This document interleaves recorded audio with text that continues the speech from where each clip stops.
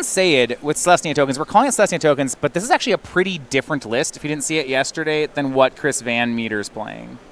Yeah, there's been a couple different builds. Van Meter is playing a very heavy tokens build. Zan has these Snubhorn Sentries, Benelish Marshals, a little bit more beatdown. So starting off, Zan on the play has Hunted Witness. This is kind of your, if you didn't see it yesterday, it's kind of your Doomed Traveler of the set. A 1/1 for 1 when it dies. Instead of getting a 1/1 flyer, you get a 1/1 lifelink. And then a Snubhorn Sentry will be joined by another Snubhorn Sentry. These 0/3s, when Zan hits City's Blessing, become 3/3s. Yep, up to 5 permanents now, so halfway there. We get to see our first play out of Christopher Milburn. We're going to be looking at a lot of the ones here. I believe we have Sunhome Stalwart here, the 2-mana 2/2 First Strike Mentor. This card does just enough to be constructed playable. Pretty good in the limited format. Absolutely. Combines pretty well with Swiftblade Vindicator if one of those is to show up. Pump up your double strike creature. Swiftblade Vindicator, yeah. It'd be a 1/1 for 2. For double strike Vigilance Trample. 3 copies of that. On Zan's side, though, he's coming out pretty strong on that turn. Convokes 3 creatures to Venerated Luxodon, and that'll pump the team. Yeah, makes it so the Sentries can start coming across. The Hunted Witness still a little bit blunted by this 2/2 First Strike. Yeah. Swiftblade Vindicator was added to the board from Christopher Milburn. Now, I would think in Boros versus Celestia, I know I like to play a lot of red. Sometimes I'll play red-white, a lot of times, especially in limited. Green-white typically has a good matchup against red-white. Yeah, specifically when you look at these cards, it's really tough to come across with a 2/2 without flying. Milburn's important elements of this matchup largely going to be his flying creatures, his angels. This ground assault gets blunted very quickly. Benelish Marshall added for Zan. His team, his deck's just heavy on Anthem effects. Benelish Marshall, not a card we've seen in the other Celestia decks. Right, and Zan just 1 permanent away from the City's Blessing, and these Sentries are going to start hitting really hard. Yeah, they're already 2/5s. As soon as he plays one more card, they become 5/5s, and we might see that card, well, it's Flower, so next turn we'll see it. Yep. The Flower Flourish. Yeah, Zan's deck also playing a couple main deck copies of Lyra Dawnbringer, so getting this 5th land in case he top decks that makes a lot of sense here. Now over on our Modern table, we expect a pretty fast one. Burn versus Tron. Jesse McPherson on Burn takes game 1. It's about how you expect that one to go. Yeah, it's a die roll matchup, but Tron's a bit on the slower side of the die roll. Right.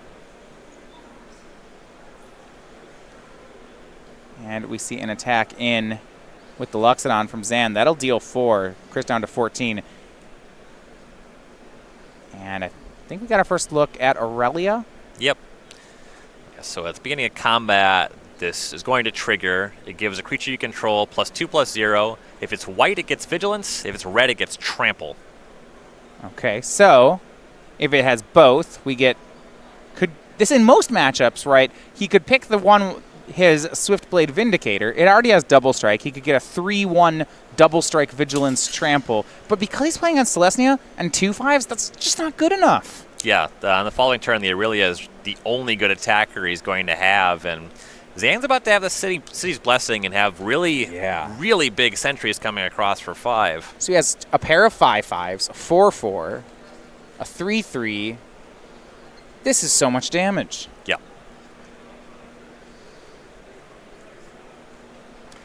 Zan's been playing it pretty conservatively to this point, waiting until the Sentries attack for a ton of damage. And he's been able to just because he has the ground held up very well. The Aurelia can just come across for 4 points in the air, which is some incentive for Zan to be a little bit more aggressive. Also, the Sentries are bigger now. Well, a swing for 14 if you add these creatures together. That's going to force a block from Christopher Milburn. Oh, yeah. The Aurelia can jump in front of the Loxodon, 2/5 in front of 4/4. That's pretty easy. But you have to start thinking about how you're going to win this game. Zan's still at 20. There's not really a good way to throw these creatures in front of anything here. Actually, I need to correct myself. This is a swing for 15. Venerated Luxodon is getting pumped by that Benelish Marshal. So. Oh, yeah.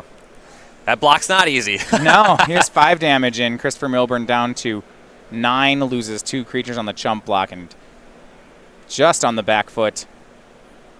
Oh, we're going to convoke out another Venerated Luxodon? Sure.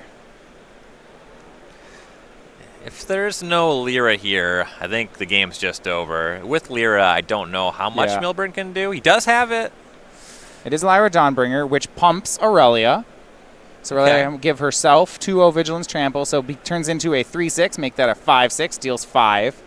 But there's so much power on the board of Zan's side. It's possible that this Alpha Strike can attack through Lyra and be lethal. And looking at it, I think that's the case. So if you block both the 5/5s, you gain 5. You got 17. Actually, no, Milburn did a lot of blocking last turn, so I don't know if he quite comes across from it. There's 4, 8, 12, 16 left over from 17. You need to add another point to this, it looks like. Well, actually, hold on. Christopher could first strike down the Benelish Marshal with Lyra, and that's actually the best way to save damage. Gotcha. Yeah, so he's short either way. Okay, so with no card on top of the deck, if Xander will land, this actually isn't enough damage. Right. And then you're going to start worrying about Aurelia giving Vigilance to Lyra Dawnbringer becomes an issue. Yeah, Xander really wanted to draw one of his 3 Conclave Tribunals. Yeah, that would have summed it up, yeah. And the Celestia Tokens deck, we've seen this before, can establish really good boards.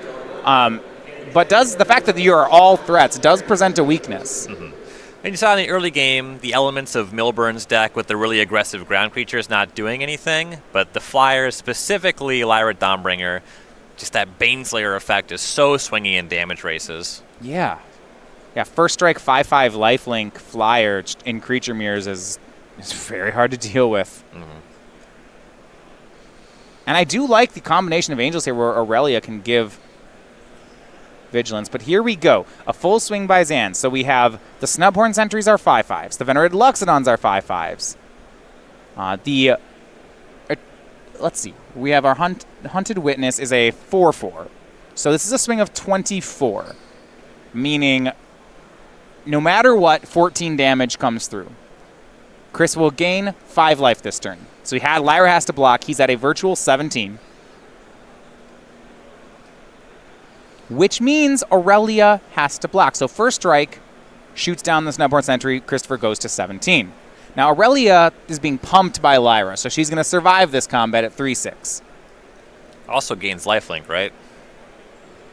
Oh, does Lyra give them lifelink too? I believe it's +1/+1 in lifelink, which makes this damage race even harder for Zan.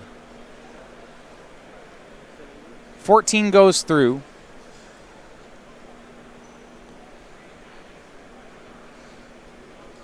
Okay. Looks like Zan is adding Shalai to the battlefield. That'll help him pump his creatures to try to crack back as the game progresses. It's a little bit slow here. Yeah, +1/+1 in lifelink for your Angels. There we go. Okay, so Aurelia gained 3 on the block, so instead of dropping to 3, Christopher drops to 6. But you're right, that Shalai on the board from Zan may matter here. Now Aurelia can give a white creature +2/+0.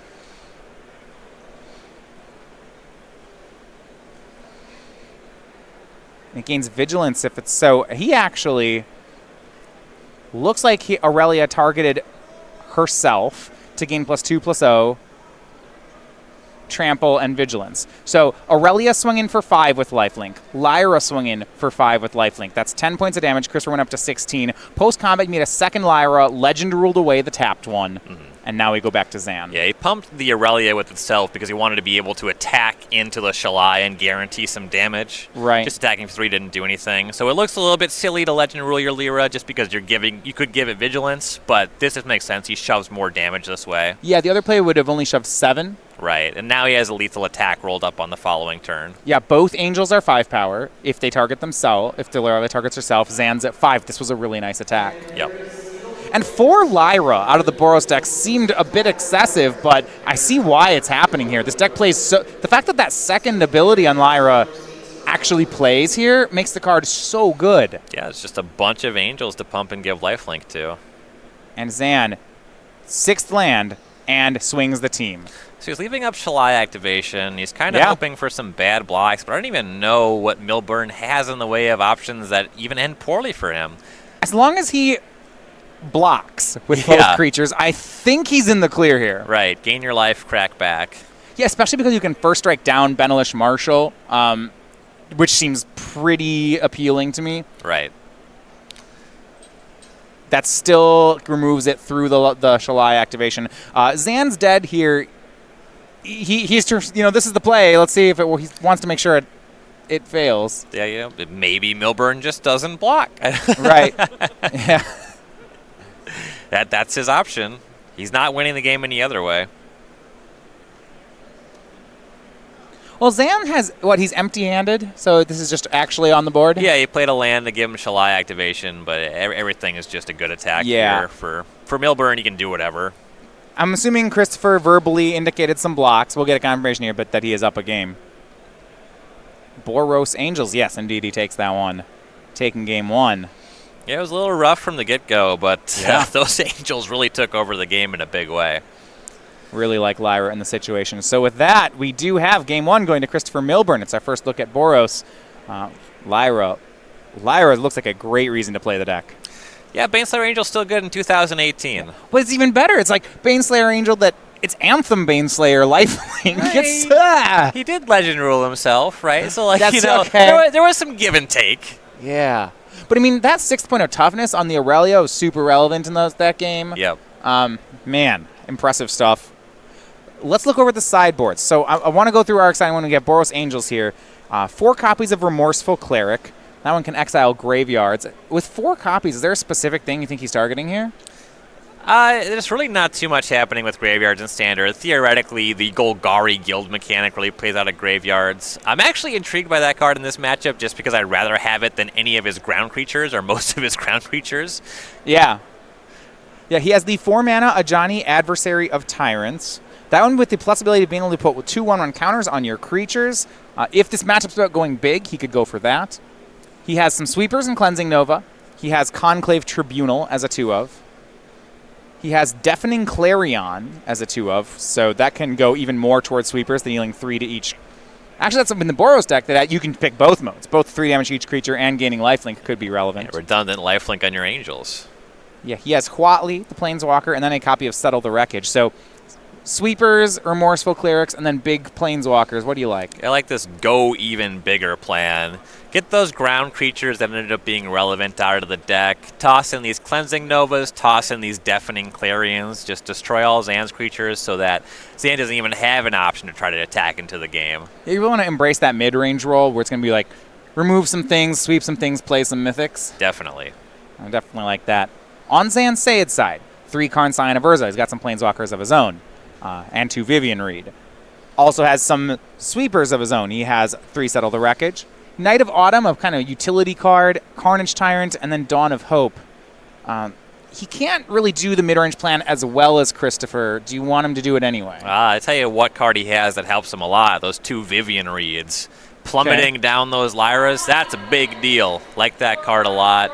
The 3 Settle Wreckage seem reasonable. I mean, what he's losing to is Lyra and Aurelia, so just getting those flyers off the table, that does seem pretty good. Yeah, the -3 on Vivian Reed, destroying an artifact, enchantment, or creature with flying. Yeah, Angels tend to fit that third category pretty nicely. Mm-hmm. Do you want Settle the Wreckages out of Zan? I'm pretty sure. I mean, Milburn is registered 1 copy of Shalai. That's the card that's going to embarrass you. You don't expect it. You haven't seen any green mana. Yeah. There's a good chance that it's there in some capacity, but you don't expect 4. As long as Shalai doesn't show up, the Settle should be good. So a kind of heavy-hitting mid-range matchup we're expecting post-board. With return to the Players' Championship in 2019 means there's a lot more riding on the StarCityGames.com Invitational qualifiers.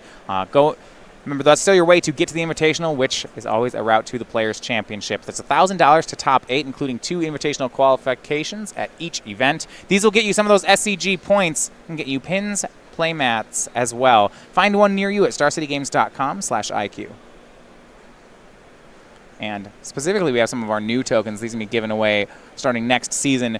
Nick Miller getting a token here with the 1/1 Flying Thopter. And then Todd Stevens, our 1/1 Cat token. I'm assuming that's a Regal Caracal. Is your one that's going to make that? Yeah, those lifelink tokens. It was the green one that exhorted to do it. Pride or something. Whatever. I don't know. This Todd Stevens token's it's so creeps good. me out. It's just, but I love that's why I love it. I mean, it's very regal too. You know, fits right in. That's a word. This is great. This is like my favorite token. I think it's good to release this in the month of Halloween. It's very unsettling.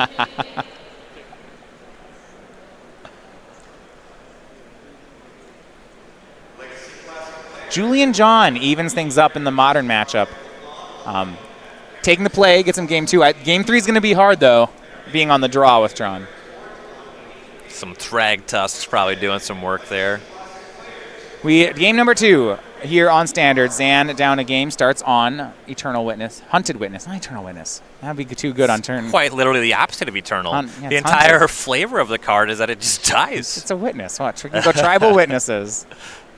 No turn 2 play for either player. Now Zan will add Benelish Marshall and swing in with Hunted Witness. Here we go. One thing's interesting for me, Ryan, I would expect there's so many options of the Boros deck to play some really cheap removal. Cards like Lightning Strike, and these short, red removal spells. He's really not playing too many. Yeah, he has a couple copies of Shock and then 3 Justice Strikes. Mostly, it looks like the plan is to just go bigger than decks with creatures. The plan is those Lyra Dawmbringers very much, and decks like the mono-red aggro deck, they're not main decking Fight with Fire currently. Very often, Lyra is just going to close the game on its own, so I do like that configuration. History of Benalia, the play here for Christopher, which means Zan can swing in with Benelish Marshall. He'll trade away his Hunted Witness with the first night, gets a kind of upgrades it, turns it into a lifelinker.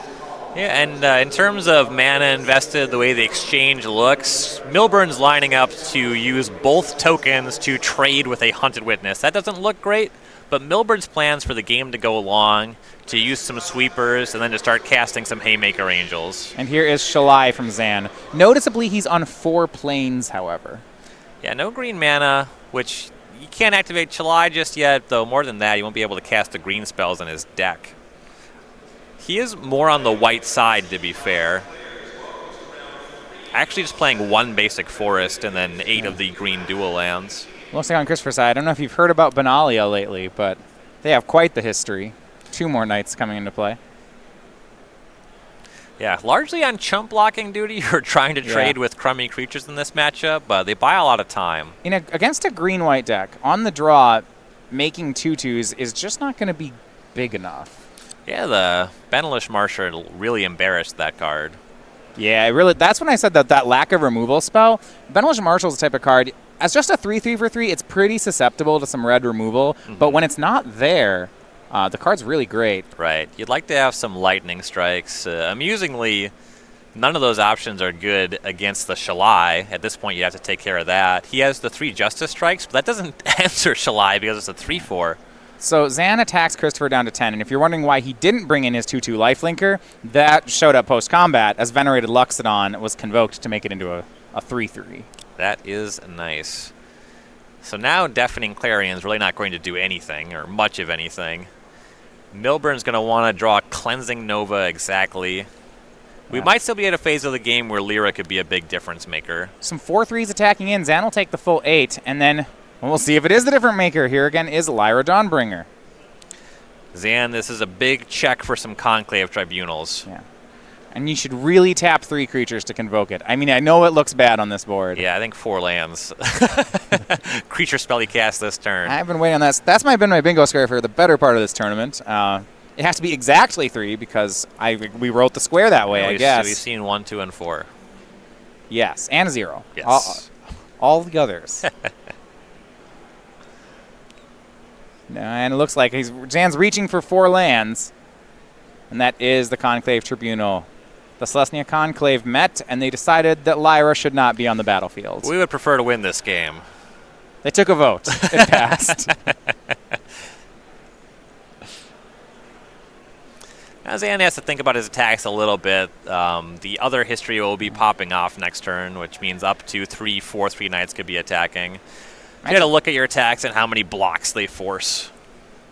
And he's offering his 3/3 lifelinker. That's a good-looking double block for Christopher, but the reason I like this is that if he goes for that double block, he's taking a lot of damage. Yeah, definitely. Also, that double block gets one of the knights off the table. You're guaranteed to gain that life there, so the crackback shouldn't be bad for Zan.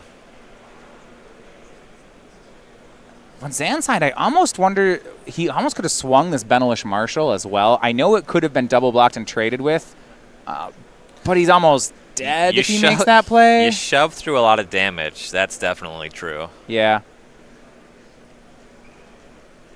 This attack's still very good. It may even be, yeah, this is a good one. So we're going to see a double block, yeah, onto the lifelink token. And then it looks like he'll take 9 off unblocked creatures. He'll drop to 1. Zan gains 3. Goes to 15. And now that Christopher Milburn's at 1, this Hunted Witness, sure, that's a nice, another lethal attacker. That turns off Cleansing Nova as a top deck. Oh, that's really great. Which is, yeah, that is nice. And Christopher Milburn has a 3rd History of Benalia in his hand. I don't know how much I like that card in this matchup. I mean, you probably can never board it out, but yeah, I don't want to see 3 of it. Would you rather be drawing Swiftblade Vindicator? I think that's the equation that we're dealing with. We saw mopey garbage on the early turns of the game, kind of no matter what Milburn puts in his deck. Yeah, that was true. Last game we saw Sunhome Stalwart and a Swiftblade Vindicator, and they both looked terrible. Right. Until it's like Angels and Sweepers time, I guess Christopher's cards are all weak, so... Right, yeah. This one affords more blocks. Yeah, all right, it's a better chump blocker. You sold me. He shoved some damage with it, too, for whatever that's worth. Yeah, he did get 8 points in. It feels like when he wins games, he's going to have to win by winning the mid-range fight. So, like, unanswered Lyra or Sweeper. And if that's the case, I guess 8 damage... is medium. I mean, it's still better than not 8 damage. Yeah, it's definitely a kind of matchup, too, where you can set up with Lyra, and you could still lose to 2 turns later, Zan having a Conclave Tribunal. Yeah. 5 cards in Milburn's hand, but he is at 1, facing down 4 creatures. He'll swing with the Knights. As we mentioned, now Cleansing Nova not an answer because of that Hunted Witness. It would be if Zan chump blocked with it. Okay, so he's hoping that he does. I gotta feel like that sort of thing's on Zan's radar. He's oh, don't do it, Zan. Whoa, okay, he blocks. Do we have a Nova? Oh, this... Oh, there's no justice, Ryan. That was a misstep tonight. Seems like Zan's might get away with it. There's not too much he has to worry about from here. Yeah. He can't get Settle the Wreckage because he controls Shalai, so that one doesn't need to be on his radar. There's no 1-mana removal spell into Settle either that would play here, is there? If you want a 1-mana spell that answers Shalai in Standard, I don't think you're going to get one. No, Rending Volley into Settle the Wreckage. You don't get to play Path to Exile in this format. Yeah, sometimes you get like Condemn effects, but you're right, there's nothing. Seal Away is your closest thing, and that's 2. Right. Full swing, and Christopher picks up the cards.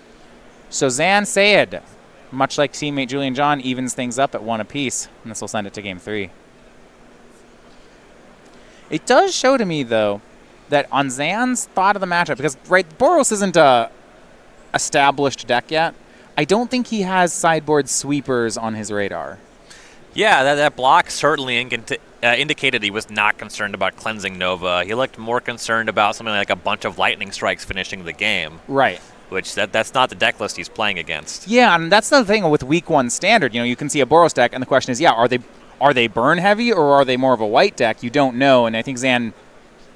He doesn't know either. He certainly is thinking the opposite of what it is right now. And there hasn't really been a tell with the lands that were played. Heavy History of Benalia makes it feel like, you know, Lightning Strike doesn't super fit that shell, but Milburn played a bunch of Sacred Foundries and Clifftop Retreat, so it wasn't just like, oh, he has 4 planes and he casts 3 double white cards. It was like, okay, there's a lot of dual lands in play here. Yeah, I mean, heavy white, and that's the hard part, is that heavy white means he could be playing sweepers. Like, if I saw heavy red, I would assume no. But you could be the burn deck, and you still might be heavy on white cards anyway, just because your burn spells don't really make you play a lot of mountains, but History of Benalia makes you play a lot of plains. So even if you were on lightning strikes, the mana might look that way. Yeah, there's a couple polarized builds of the deck. Milburn could theoretically be reaching for his own copies of Benelish Marshal. He could also be the mountain-heavy Goblin Chainwhirler version, but that build obviously can't support History of Benalia. Once you get into this history space, it's really blurred. It's not super clear what all is in Milburn's deck. Yeah, I guess you're right. So Zan can assume there's no Chainwhirler here. There's just the mana can't do that. Right. Also, Syed is going to have to take game number 3 here. The 26-year-old from Atlanta, Georgia, 7 open top 8s, along with a win. He had quite the run this fall, winning an open and then almost running it back the next weekend, switching decks in Modern. Yeah, we've seen him be very successful in Modern, and he also has quite the standard pedigree. He innovates a good amount in that format. We saw him play some pretty cool Emerge decks not that long ago. Yeah. Had a 4-color brew there. He loves to innovate decks, and he's pretty dang good at it. Yeah, so Zan really on Team Lois Box. He's the founder of the team. He's also kind of, in a lot of ways, he's the deck designer on the team. They have a couple of them, but Zan, especially when it comes to, I think, these creature-style decks, is where I looked for him to make the innovations. Yeah, put a lot of work into Modern Spirits. Seen some very good results with that. So, Celestia tokens makes sense. It's kind of like, so we have a lot of different deck designers, and when you see someone design enough decks, you kind of get a style. And I look at the things that Zan's done. He's done some innovations on Infect. That's what he won his Open with in Atlanta. Some innovations on Bant Spirits. Celestia tokens fits right into what I feel a Zan Syed designed deck's going to look like. Zan likes these kind of flexible roll-style decks, or at least kind of a bait-and-switch element. We saw him win a Modern Open with Infect boarding an Invisible Stalker with his Rancor plan, and that's not terribly different from what I'm seeing here with this deck that goes token heavy or also just sometimes beats you up with Snubhorn Sentry. That's the thing innovative to me. 3 Snubhorn Sentry in the main. No one of our other Celestia tokens players are playing any copies of the card. Right. He's on 3 of that and 3 Hunted Witness. He's doing something legitimately just different. Right. His deck is way more capable of just turning up the heat, being very aggressive. And we'll see if he can get game number 3. As I kind of mentioned on that Modern table, Tron can win a game in the matchup, but on the draw it gets harder. Julian John wasn't able to do it. He took game 2, but then on the draw dropped the 3rd. Yep. Celestia on Zan's side, he'll have to win one on the draw here. Teammate David Long, however, is up 1 on the Legacy table. So if Zan can take this, that might be enough for the team. With the way the decks are configured post-sideboard, play-draw seems almost inconsequential to the point where I'd want to be on the draw if I was on Milburn's plan with the Cleansing Novas. Yeah, it's close. Zan's draws are usually mid-rangey. Some of them are pretty fast. But I feel like, if he could chump block to a Cleansing Nova, most of the time it seems like he can. And you definitely did see that in Game 2, where when Milburn misses on the Nova, then he would rather have been on the play with the History of Benalias. And when you have a card like that can shove so much damage, being on the play does make sense. So the first game, Zan's a bit slow on the start. The first creature out is Sunhome Sentry from Chris Milburn. Now Zan does make Legion's Landing on turn 2. And there's not going to be a turn 3 history for Milburn as 2 mountains in this game. Yeah, no turn 3 play at all from Milburn. And actually, no turn 3 play. One thing I was surprised by, Goblin Warboss to me feels like one of the better Boros cards in the sets. No copies in Chris's 75. Yeah, he's definitely choosing History of Benalia in that role and going for this deafening Clarion sideboard plan. It's kind of what he wants to be doing with his 3s. But yeah, Legion Warboss is a card that can win some games on its own. And here is Aurelia. Christopher will give his Sunhome Stalwart 2-0 Vigilance. The 4-2 First Strike, there's no profitable blocks. It'll swing in with Vigilance. Yeah, that Thorn Lieutenant looking pretty sorry in this game. And there's just so much to like here. Christopher Milburn looks like he's made it to the mid-range part of his game plan with board control, and I like him in this matchup now. Yes. Yeah, his deck delivering a little bit more here, and the way the battlefield has shook out this time, combat just looks favorable to him on both ends. Yeah, his creatures have Vigilance and First Strike. That's just going to be hard to deal with. Another 4 damage comes in. Zan down to 11. And even in Game 2, that game that he lost, he was getting attacked in a way that was bad, but he still had some good attacks for a lot of the game. And now he has Rekindling Phoenix. A 2-of in the deck. Though it's not on the Angels plan, this card is still just powerful enough that he can't cut it entirely. Yeah, you want to talk about good attacks. That is a card makes some good attacks. See, Cleansing Nova is in Christopher's hand. I doubt he wants to cast one on this board, but he has respected the matchup. Good insurance policy. And Zan's really just missing. He played nothing last turn, and now plays a 5th land and passes again. I mean, maybe he has Settled Wreckage. That's a good one. That'd be a big deal. Yeah, some Instant Seed plays on Zan's side. Settle the Wreckage. He does still have March of the Multitudes in his deck. Yep. I think that's most of what we're looking at Instant Speed out of him. We'll see if Milburn pays any mind to a Settle. Here's Lyra Dawnbringer. That's going to pump all your Angels. Well, it'll pump Aurelia. She's now a 3/6. 2 creatures will attack. So a 4/2 first strike on the ground, a 3/6 lifelink in the air.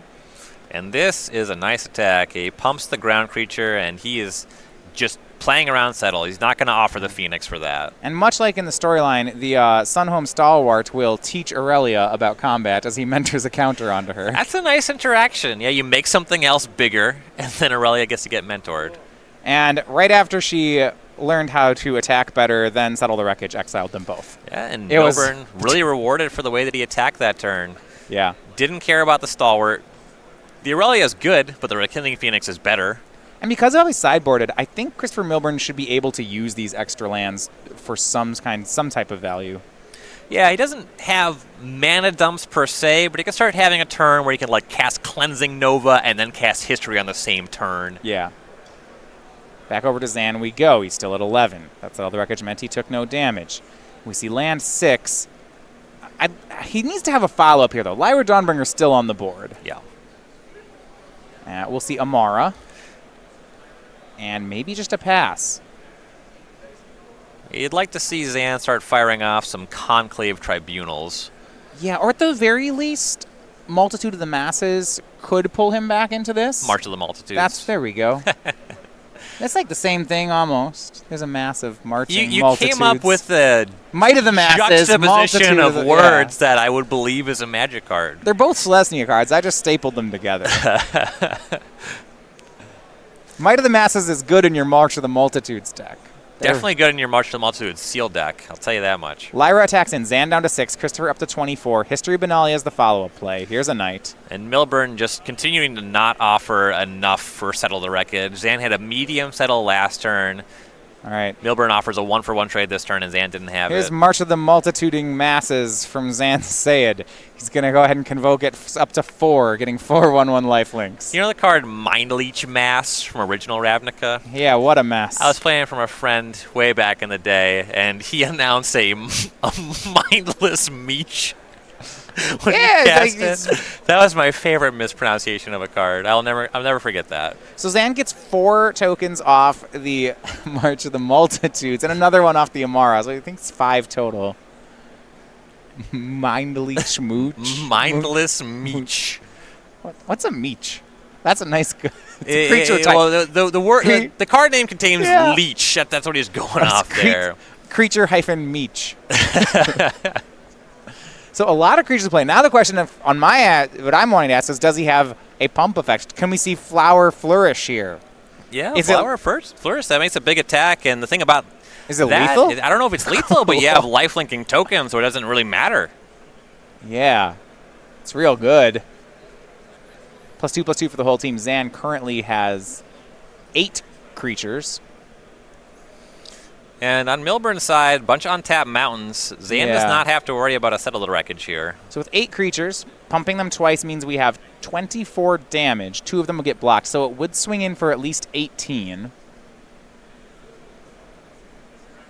Yeah, we're going to do it. First time we've seen the Flourish half of Flower Flourish. A little pricey, but because the first mode is so good, it's just creatures you control get +2/+2. And the entire team will swing. Legion's Landing will transform. And he'll get another token off that Amara. So we have a swing here of 26. Not bad. Milburn has 2 blocks afforded to him. Yep. 6 3/3s and 2 4/4s. Rekindling Phoenix on a creature is pretty free. And the Knight chump block. So this is the correct block here. The Phoenix will trade with Amara. Zan's going to gain a whole bunch of life. A lot, yeah. Everything it looks like 18 life's going to be gained. And I think that we're going to see Milburn cast that Cleansing Nova. Yeah, Zan goes back up to 24. Amara dies. Phoenix goes back into an egg. 18 damage in. Christopher down to 6. Yeah, I could see Cleansing Nova. There's a second Lyra Dawnbringer in Christopher's hand. As you mentioned, he's got 4 of them, so of course there is. Right. So he doesn't have to feel too bad about sweeping away his own Lyra.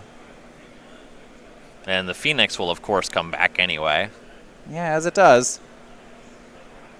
Gets a Knight token. That's a bit of a... He'll lose that one. I think that's an acceptable loss. I guess the question I'd have, is it possible, does he have to make this play? Because actually, there's not another pump spell. Yeah, it looks like he's going to. Here's a swing for 9. Zan down to 15. Christopher back up to 11. Yeah, I think it's just because a second copy of Flourish, I believe, would be lethal. Yeah, here is Cleansing Nova. Destroy all creatures. All right, everything's gone. Phoenix back into an egg. Yeah, get that token out of there. Next turn, we're going to pump some Knights.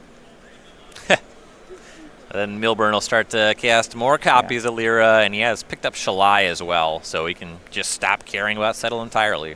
Now, Adanto can start to rebuild the board for Zan, but that takes some turns, and we know there's another Lyra in Christopher's hand. Yeah, making 1/1/1 a turn versus a 5/5 flying lifelink first strike is not equal production.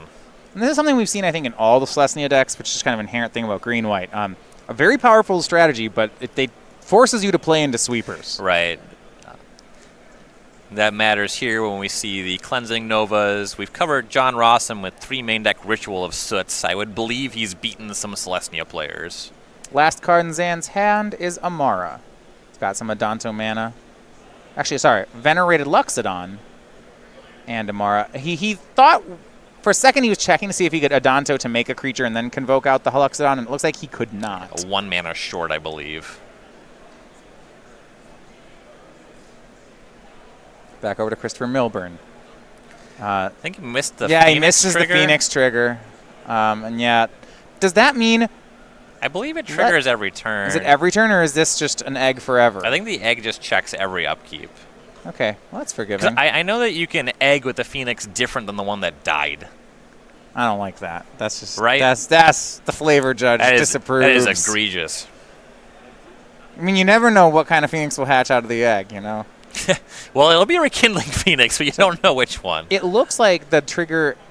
Yeah, we go back over to Christopher's turn, and now he'll get it this turn. Yeah. Yeah, the table judge taking care of that one. Well, the templating would just be so bizarre if it only checked the turn after it entered the battlefield. It's like a slow trip. That's just design that's just clunky and weird. Well, a swing here in the air for 9 will put Zan down to 6. His teammate David Long did win the Legacy match, which means I guess if Zan can top deck some sweepers here, maybe he's got a chance. Well, what Zan has is settled the wreckage as sweepers, and Milburn has produced that Shalai, so you can forget about that. And also, Milburn's got the 3rd Lyra in hand. Yeah. Because he plays a million of the card. I mean, it's his best card. You play 4. I like how bold that is. Where you have this legendary 5-drop. I want 4. I don't know. It seems like I resolve it and I win the game, so... So let's max out. I would like to draw it as often as possible. It's looking great here. Zan counting up. Can he win? He's going to swing the team. Make a 1/1. Shalai has lifelink. Thanks to Lyra. Yeah. Everything's so bad. You get too many of these angels on the board at once and things get real bad. Maybe Milburn has to think about that Might of the Masses you were accidentally referring to. Yeah, we need some of those. How many of them does Zan It's a play? legal card in the format. Zan, of course, playing 0, just like everybody else in this tournament, but it could theoretically show up. You don't definitively know that. Everyone else still in this tournament. Probably. I'd give odds to bet against that. Yeah, that's true. Shall I mean, is there even are there instant speed anthems? Is this a total bluff? Is there even a card that Zan's bluffing? Or is this just not a thing? I don't know that there's a card that he's bluffing. Okay. I believe there is not. Outside of literally Might of the Masses plus Settle the Wreckage. Shall I? We'll conservatively block a token. So we have 4, 8, 9 damage in. But Christopher's going to gain 4, so Zan will have to find 11 more damage. And says go. Yeah. Christopher at 12. He could 3 the board and give his team lifelink again. And that's just not going to do it. Zan had to settle the wreckage, but Shalai not letting that one happen. And with that, the Boros Angels will defeat the Celestia Conclave and the team of Nick Palmer, Jesse McPherson, and Christopher Milburn